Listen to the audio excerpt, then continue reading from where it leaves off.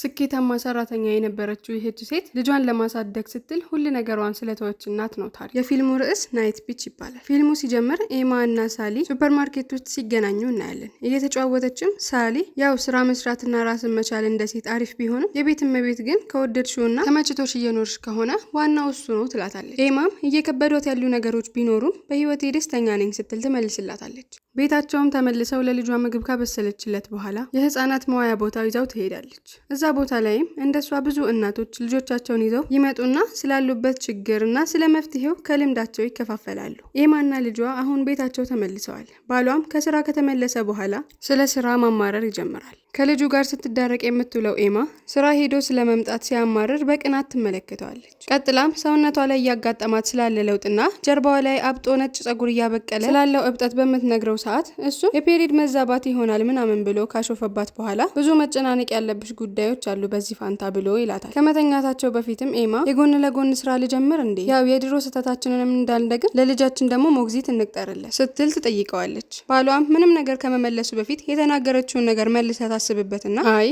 የቤት እመቤት ሆኖ ልጅን ማሳደግ መቻል ስጦታ ነው ትላለች። ባሏ ጆንም በሷ ፋንታ የቤት እመቤት ቢሆንና ከልጁ ጋር መዋል ቢችል ምን ያህል ደስተኛ እንደሚሆንና ስራ መመላለስ እንዴት ከባድ እንደሆነ ይነግራታል። ቤት እየዋሉ ልጅ ማሳደግ እንደቀላል ያያዋል እንጂ ያለሷ እርዳታ አንድም ቀን ለልጃቸው የሆነ ነገር ማድረግ ተሳክቶለት አያውቅም። እሷም በዛ ሰዓት ለብቻዋ እንደሆነ ይሄን ሁሉ ነገር የምታደርገው ታሳውቀዋለች። ሌሊት ላይ በተኙበት ልጃቸው ተነስቶ ሲያስቸግር ተነስቶ ልጁን እንዲያጫውት ጮሃ ትነግረዋለች። በቀጣይ ቀን ስለማታ ባህሪዋ ሲጮህባት የማታ ጅብ ስለሆንኩ እኮ ነው እያለች ትቀልዳለች።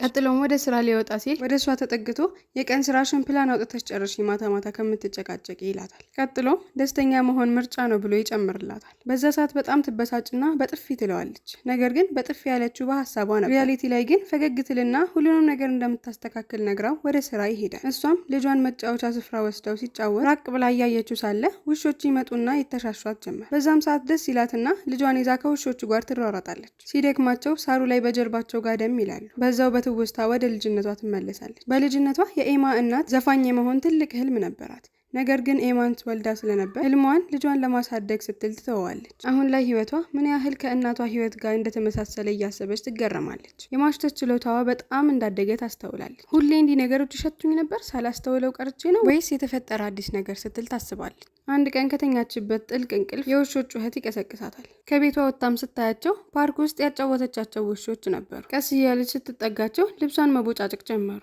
በቀጣይ ቀን ጠዋት የተፈጠረው ነገር ህልም ይሁን እውን እያለች እየተጠራጠረች ልጇ የሞተ አይጥ በእጇን ጠልጥሎ ሲያመጣላት ደንግጣ ከየት ያገኘኸው ጣለው እያለች ከኋላው ትከተለው ጀመር። እሱም በሩን ይከፍተውና ይወጣል። በተከፈተው በር በኩል አሻግራ ስትመለከት የሞቱ እንስሳቶች ተከምረው አገኘች። በነገሩም ግራ ተጋብታ ላይብረሪ በመሄድ ላይብረሪስቷን ስለ አንድ ሴት ወደ ውሻነት መቀየር የሚያወራ መጽሐፍ ካለ በምትጠይቅበት ጊዜ ላይብረሪስቷ በግርታ ስትመለከታት ኤማም ሪሰርች እየሰራች እንደሆነና ለራሷ እንዳልሆነ ትነግራታለች። መጽሐፉንም ትሰጣታለች። ላይብረሪስቷ በምታነብበት ጊዜ ራሷን ፍሪ ሆና እየበረረችና እየተንሳፈፈች እንደ ወፍ ኢማጂን አደረገች። በነጋታው ከልጇ ጋር ተያይዘው ወደ ምግብ ቤት ይሄዳሉ። በተለምዶ ከምታነሳው ምግብ የበዛ አንስተው ወደ መቀመጫቸው ይሄዳሉ። እየበሉም ሳለ ማንኪያቸው ይሰበርና እንደ እንስሳ በሁለት እጃቸው መብላት ይጀምራሉ። በዛም ሰዓት ኖርማ ታያቸውና እንደነሱ እያስመሰለች አብረው ተሳሳቁ። ኖርማ ድሮ ልጆችን እንዲህ የማጫወትበትን ጊዜ አስታወሰኝ ትላቸዋለች። ኤማም ብዙ ጥያቄ መጠየቅ ብትፈልግ ነገር ግን ሳትጠይቃት ቶሎ ይለያያሉ። ቤት ከገባችን በኋላ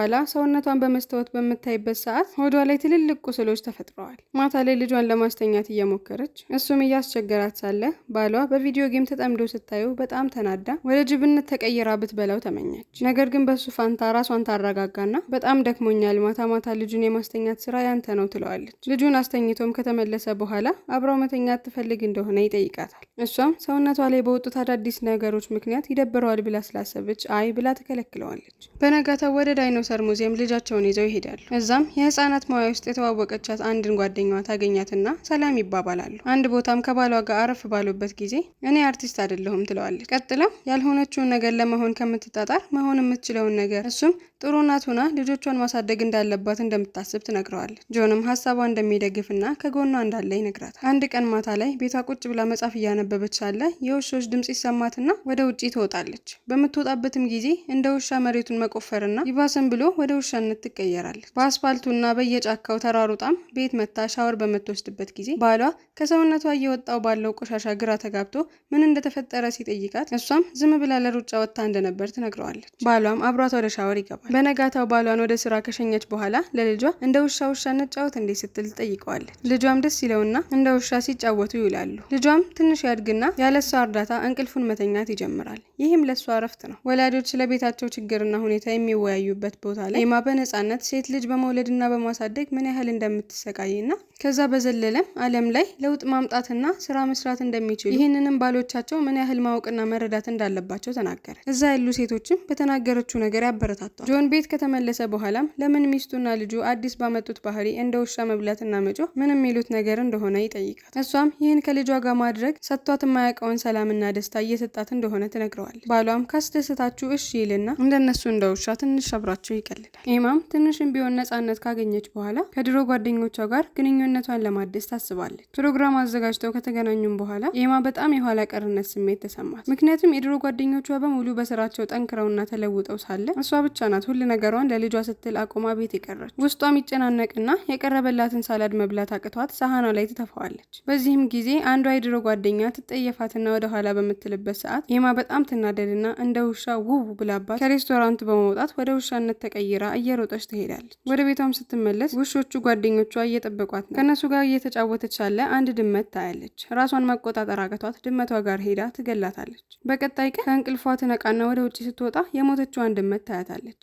በዚህም ጊዜ ለድመቷ ሞት ተጠያቂ ራሷ እንደሆነች ትረዳለች። ውስጧም ህሊናዋ በጣም ሲወቅሳት የድመቷን ሬሳ አንስታ ትቀብራታለች። ጆን ከስራ ከተመለሰ በኋላ ድመታቸው የት እንዳለች ይጠይቃታል። እሷም እንደሞተችና እንደቀበረቻት ትነግረዋለች። ጆንም ለምን እንዳልነገረችው ሲጠይቃት በራሷ ቀብራት እንደጨረሰችና ለሱ መንገር አስፈላጊ መስሎ እንዳልታያት ትነግረዋለች። በዚህም ጊዜ በሁለቱ መካከል ከባድ ጭቅጭቅ ይነሳል። በዛ ሰዓት በሆዷ የያዘችውን ነገር በሙሉ አውጥታ መዘርገፍ ትጀምራለች። ጆን ምን ያህል ሰፖርቲቭ እንዳልሆነና አንድም ቀን ስራዋን እንድትጀምር አበረታቷት እንደማያውቅ ታለንትድ በሆነችበት የስዕል ተሰጥኦዋ እንዳትቀጥል ተስፋ እንዳስቆረጣትና ሁል ጊዜ የእሷ ዓላማ እሷን ቤት ውስጥ የማስቀመጥ እንደሆነ ትነግረዋለች። በዚህም ጊዜ ጆን ልጅ ከወለደች በኋላ በጣም እንደተቀየረችና ያኔ ከስራ ስመለስ ስለ ውሎ የምትጠይቀኝ ፖዚቲቭ የሆነችዋ ሚስቴ ናፈቀችኝ፣ የታለች ያቺ በፍቅሯ የወደኩላት ሚስቴ በሚላት ጊዜ በጣም ትናደድና ቤቱን ለቃ ትወጣለች። ጓሯቸው ላይም በሀሳቧ እናቷ ላይ ወደ ውሻ ተቀይራ ትተኛባታለች። ራሷንም ካረጋጋች በኋላ ወደ ቤት ተመልሳ